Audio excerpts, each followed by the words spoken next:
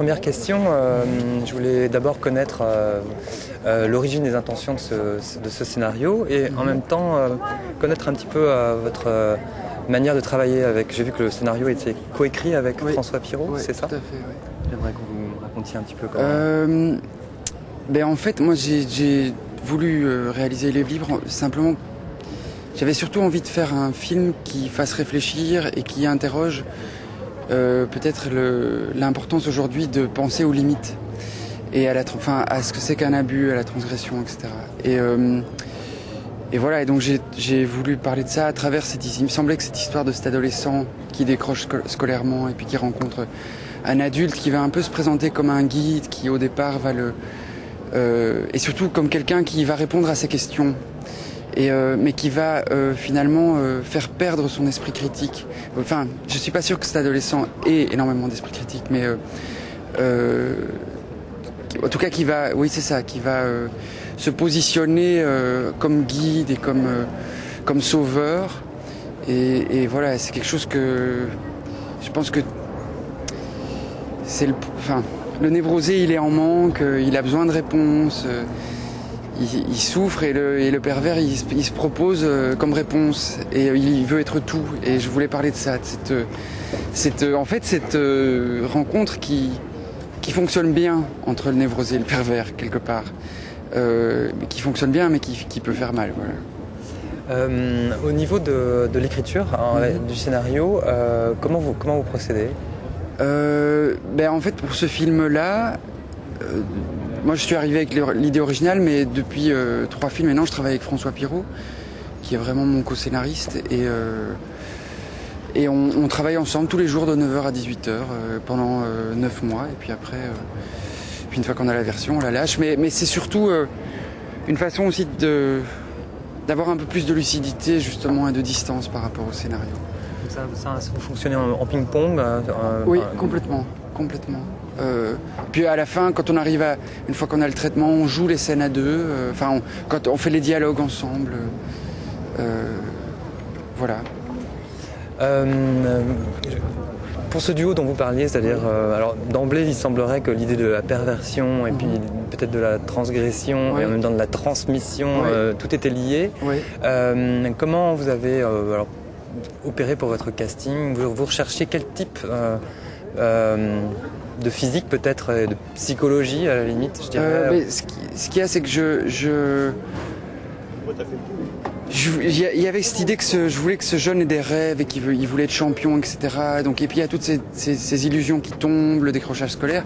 Et donc en fait je cherchais un acteur qui joue vraiment très bien au tennis. Et donc j'ai casté de l'âge du personnage que je cherchais, les 10 meilleurs joueurs de tennis en Belgique. J'en ai vu 30 d'abord, et puis j'en ai gardé 10, et puis il y a Jonas qui est resté. Donc j'ai préféré chercher un joueur de tennis qui allait être bon acteur qu'un acteur qui allait bien jouer au tennis. Voilà. D'accord. Et par rapport à ce jeune apprenti acteur, parce que je ne crois pas qu'il ait réalisé. Jamais joué avant. Comment vous avez travaillé avec lui? Comment vous lui avez présenté ce scénario avec quand même un rôle très important et puis très lourd. Mais moi il y a un truc que je dis souvent, c'est que d'abord j'ai essayé de lui donner, de lui partager une réflexion avec lui sur le sens du film, sur pourquoi je voulais faire le film, de lui montrer que c'était pas gratuit ces scènes,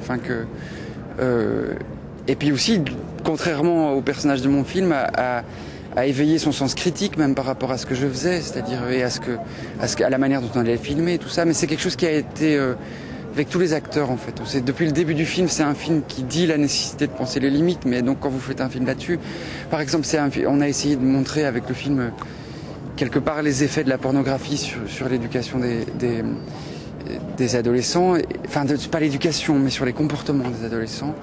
Et on pouvait pas faire un film porno, quoi. Voilà. Donc on a travaillé sur le hors-champ. Donc tout ça, on a parlé de ça avec lui en fait. Et puis surtout pour faire un film avec un adolescent comme ça qui a jamais joué, c'est très important de faire un casting avec les parents aussi en fait. Donc j'ai beaucoup parlé avec les parents de Jonas.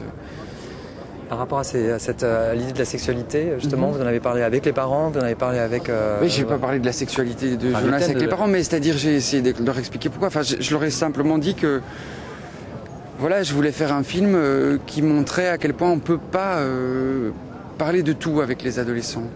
Et que c'est vrai qu'on vit dans un monde où maintenant la liberté, la télévision parle de tout, la parole est complètement libre. Et je crois qu'il y a il y a des limites qu'on dépasse, quoi. Et que il y a plus de secrets. Enfin, il y a quelque chose de comme ça qui est. Il y a de moins en moins de mystères. Enfin, et donc, du coup, on a essayé d'être vigilants aussi nous dans les mots qu'on avait avec Jonas sur ce scénario, quoi. J'imagine que ça doit être assez difficile justement cette frontière, parce que vous dites justement qu'aujourd'hui avec un adolescent on peut peut-être pas justement parler de tout parce que...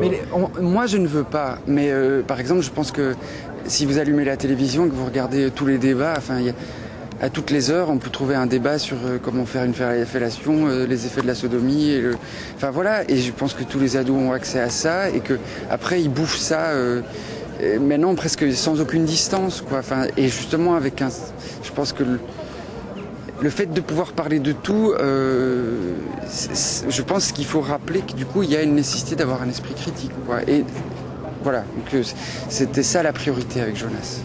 Le personnage de Pierre, en l'occurrence, se positionne un peu comme justement quelqu'un qui est un peu un monsieur je sais tout justement et qui a des théories, qui a un savoir et qui va dire à Jonas, c'est-à-dire que tout le monde rêve de rencontrer son sauveur, un guide, et il se positionne, il dit à Jonas, écoute, ne t'inquiète plus de rien, je vais te montrer comment on devient heureux et je vais te montrer comment on fait pour jouir le plus possible.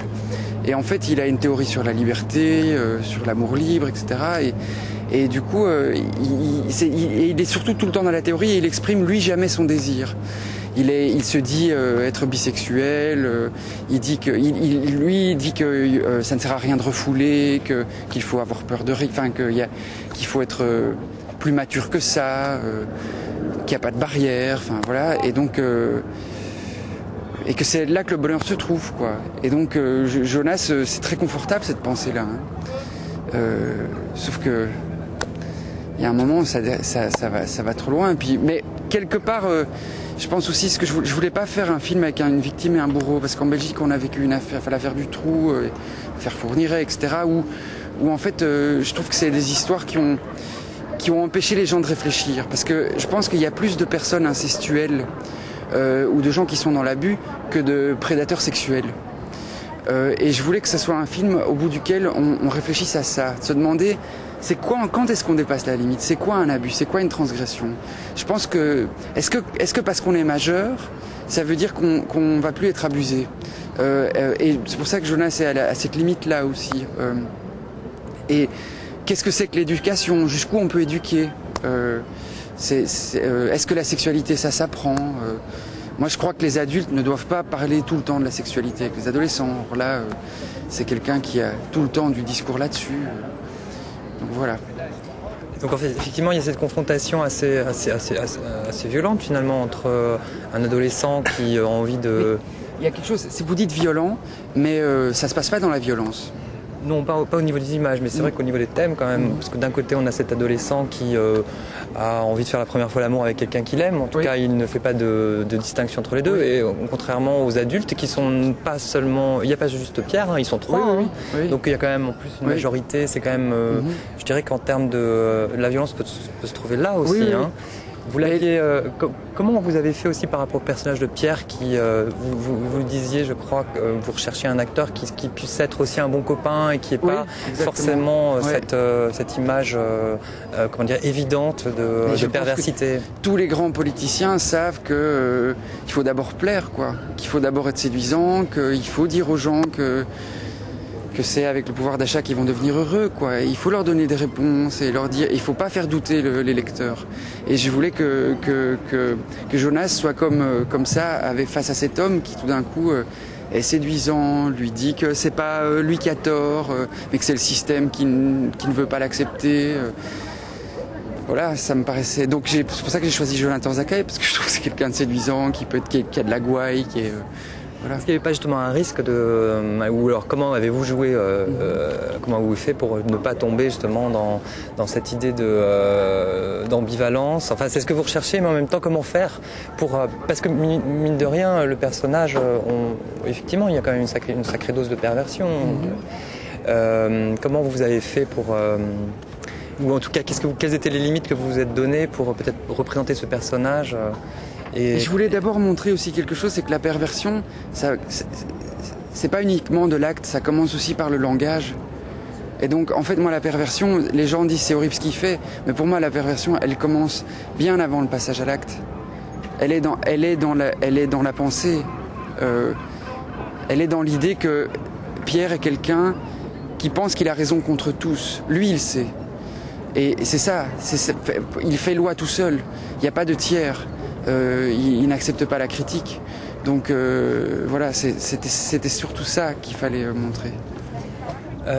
Alors je trouve que vous avez une grande qualité dans vos films, notamment Nue Propriété et Lèvres Libres, c'est cette manière que les acteurs s'expriment, dans la manière dont les acteurs s'expriment avec un très grand naturel. Alors comment vous les mettez en condition? Comment ça se passe? Vous êtes plus attentif par exemple au son? Est-ce que vous travaillez là-dessus? Oui. Ah oui, ça c'est tout à fait juste ce que vous dites. C'est-à-dire parfois je regarde pas la scène, je l'écoute. Ça m'arrive tout à fait de tourner une scène, je ferme les yeux, j'écoute juste comme à la radio si c'est juste. Et quand c'est juste au son, c'est toujours juste à l'image. C'est un truc qui est imparable. Et est-ce que vous répétez beaucoup ou au contraire vous voulez peut-être pas... Non, je répète très peu, très peu. Je fais un peu monter la tension, je prépare le truc, je provoque des accidents et puis tout d'un coup on y va. Alors notamment ces scènes de repas. Mais ici en l'occurrence, c'était plus compliqué parce que la mise en scène... parce que comme c'est un peu comme dans Mowgli, hein, Pierre c'est confiance, quoi, c'est le serpent, et donc je voulais une mise en scène assez fluide comme ça. Mais alors les travelling, les plans séquences, c'est quelque chose qui se prépare, qui se met en place, et donc du coup vous pouvez pas improviser. Donc parfois on n'avait pas la possibilité de faire les deux, quoi. Pour les scènes est-ce que justement, il y a des scènes d'improvisation? Vous laissez la liberté Oui, il y en a, notamment les scènes, il y a des scènes de passage à l'acte sexuel, c'est des scènes d'improvisation. Yannick Régnier a fait des improvisations là-dessus. On n'a pas filmé mais c'est dans des dialogues, voilà. Oui, je parlais aussi des scènes de repas parce qu'il y a quelque chose qu'on retrouve un petit peu aussi dans Nue Propriété. Vous aimez ça justement Oui, mais ça voilà, ça c'est un autre truc de direction d'acteur, c'est que j'aime pas je crois que j'aime m'interroger sur l'âme des personnages dont je parle, mais j'aime pas les films psychologisants. Enfin, j'essaie de faire gaffe à ça. Et un des moyens pour ça, par exemple, c'est vous pouvez dire très rapidement qui est quelqu'un quand vous montrez comment il mange. C'est aussi un truc que je trouve imparable. Ça dit tout sur quelqu'un, ça dit son rapport à la libido, ça dit... Et donc c'est vrai qu'il y a beaucoup de scènes de table. Jonathan, j'avais cette envie comme de le faire manger tout le temps, quoi. Voilà. Jonas, c'est aussi un enfant un peu abandonné de ses parents. Le personnage de la mère est d'ailleurs apparaît de temps en temps, mais toujours à distance. Le père aussi. Est-ce qu'il y avait aussi une intention dès le début? En même temps, je voudrais dire un truc, c'est que je pense que ce fond de lucidité que Jonas a à la toute fin du film, je pense que c'est quand même... On peut recommencer ça? On peut recommencer ça. Allez-y. Il y a un truc par rapport aux parents de Jonas, c'est que le fond de lucidité qu'il a à la toute fin du film, je pense quand même que c'est eux qui lui ont transmis. Je pense que c'est l'éducation qu'il a eue qui fait qu'il est arrivé là où il est, dans cette espèce de ventre engloutissant, mais en même temps, il est aussi à un âge où on a envie de s'émanciper de ses parents, de s'éloigner, où on a envie de découvrir. Et donc, je pense que ses parents, ils sont un peu impuissants face à cette question. Parce que je pense que Jonas, il se pose aussi des questions sur son identité sexuelle. Et quand il rencontre Pierre qui lui dit « mais pour savoir si tu es homosexuel, il faut essayer », c'est assez imparable, intellectuellement. Sauf que je ne crois pas qu'un adulte puisse dire ça à un adolescent. C'est là que commence. Et donc, c'est par l'intellectuel, c'est par la théorie que la perversion commence. Je pense que si un adolescent avait dit... qui cherchait avec Jonas avait dit écoute on va essayer pour voir ce que ça fait, ça m'aurait pas fait le même effet. J'aurais pas dit que c'est de la perversion. Mais Pierre est aussi quelqu'un qui souffre. Un pervers c'est aussi quelqu'un qui souffre. Mais par contre c'est quelqu'un qui a choisi le pire système pour s'en sortir. Parce qu'il oublie de dire, il n'est plus dans le désir, il est dans le tout, dans la loi, dans la théorie. Et donc Pierre n'exprime jamais sa souffrance. il sait. Il y a tout de même quelque chose de relativement très sombre par rapport à ce personnage qui est, on comprend, mais qui est finalement l'homosexuel du film. Oui, sauf que c'est un homosexuel, comme lui dit Jonas à la fin. Jonas lui dit, pourquoi tu m'as pas dit que tu étais homosexuel? Il le dit comme en ado, pourquoi tu m'as pas dit que tu étais pédé? Et c'est ça la souffrance de Pierre. C'est qu'il s'est découvert avec Jonas peut-être homosexuel. Et il n'a pas pu le dire. Finalement, moi je pense que c'est deux personnages en souffrance qui se sont rencontrés et qui à cause de ça, il y a eu un dérapage. Mais peut-être que si Pierre avait osé dire qu'il était homosexuel au début du film, on n'en parlerait plus, il n'y a pas de film. Et je crois qu'il y a des tas de gens qui n'osent pas dire leur homosexualité parce qu'aujourd'hui la société ne le permet pas encore. Je pense que c'est pas si simple que ça. Je pense qu'on a bien, malgré justement, enfin c'est très ambigu la liberté aujourd'hui. Donc je pense que voilà tout le problème, quoi. C'est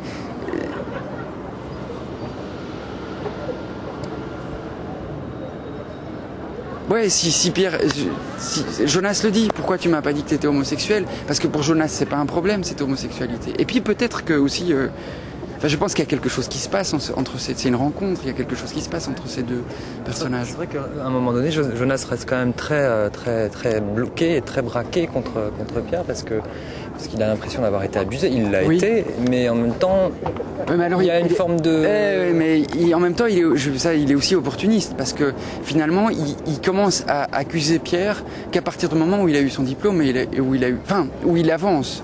C'est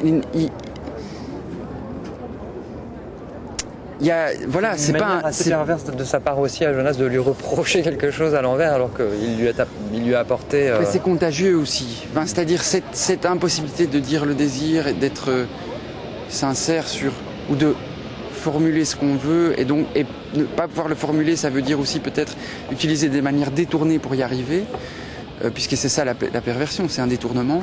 Je crois que Jonas finalement rencontre ce fonctionnement-là aussi. Pour finir, j'aurais parlé du fait que, alors, plus vous avancez dans le fait de faire du cinéma, alors notamment ce film a été tourné en scope et je crois que c'était la première fois pour tourner en scope. Oui, tout à fait.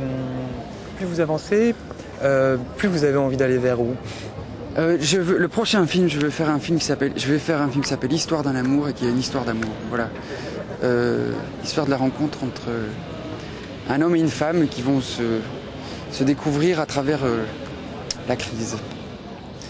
D'accord. Enfin, la vie, quoi. Et par rapport C'est un film sur l'altérité, voilà. Je vais faire un film sur l'altérité après. D'accord. On a l'impression que vous avez, alors peut-être que je me trompe, mais est-ce que vous avez besoin d'avoir une famille de comédiens autour de vous? Enfin, le fait d'avoir... j'ai besoin d'un entourage. J'ai besoin d'un entourage. Mais j'aime pas le mot famille parce que la famille, c'est ce qu'on choisit pas. C'est ce avec quoi on doit s'arranger. Mais non, mais c'est parce que voilà. Je pensais notamment à Yannick. Oui, mais bien sûr, j'ai besoin d'un entourage. Et Yannick, et c'est surtout sur un sujet comme celui d'Élève Libre, c'était important pour moi d'avoir des gens justement qui allaient me critiquer, qui allaient oser me dire, écoute ça, non, on peut pas aller par là, qui allaient réfléchir avec moi, quoi. Donc les comédiens qui travaillent avec vous participent. Ah oui, non, beaucoup. mais ça c'est un des trucs par rapport à la direction d'acteur. Moi je veux pas travailler avec des moutons, quoi. Je veux travailler avec des gens qui refusent ou qui acceptent, mais justement qui se positionnent. C'est comme ça qu'on avance. Il y a de fertilité que dans la confrontation, que dans l'altérité, justement. Donc, par rapport à ce film-là, est-ce que vous avez quelques appréhensions de le présenter au public? Vous attendez un peu, j'imagine, parce que le sujet est très fort et puis peut, à certains égards, un peu heurter. Comment on se sent quand on est notamment au Festival de Cannes? C'est pas un film qui est fait pour plaire, quoi. Enfin, je veux dire, c'est un film qui est fait pour réfléchir. Et puis si on n'a pas envie de réfléchir, c'est pas grave non plus, mais... Enfin, après ça, tous les films, on a des appréhensions aussi, il ne faut pas non plus déconner. Il n'y a pas un cinéaste qui n'a pas d'appréhension. Non, j'espère juste une chose, c'est que ce dont je vais vous parler, pour moi, c'est une cascade, toujours un film. Quand je fais un film, j'ai des intentions au début. Et puis, si je suis courageux, il faut que j'accepte de regarder si ces intentions, tout d'un coup, j'en entends parler par le public à la fin. C'est ça la cascade du cinéma pour moi. Et maintenant, là, ce soir, il y a eu la vision de presse, puis la projection ce soir. Je vais voir si ce pari est réussi. On verra. En ayant fini le film, vous avez pas une impression de votre travail, déjà même avant de le présenter au public? Vous êtes heureux de cette expérience? Vous êtes heureux de ce film-là? Ah non, mais je suis très heureux de l'avoir fait. Et je suis heureux, j'espère, j'ai l'impression, je suis heureux des questions qu'il pose, je crois. Ça, c'est, pour moi, c'est à ça que doit servir. Le cinéma, c'est un art qui nous permet de parler de nous sans dire que c'est nous. Je parle pas que des auteurs, je parle aussi du public. Et j'ai l'impression que ce film-là va permettre ça à certaines personnes, voilà, à certains spectateurs. Parfait. Écoutez, merci beaucoup.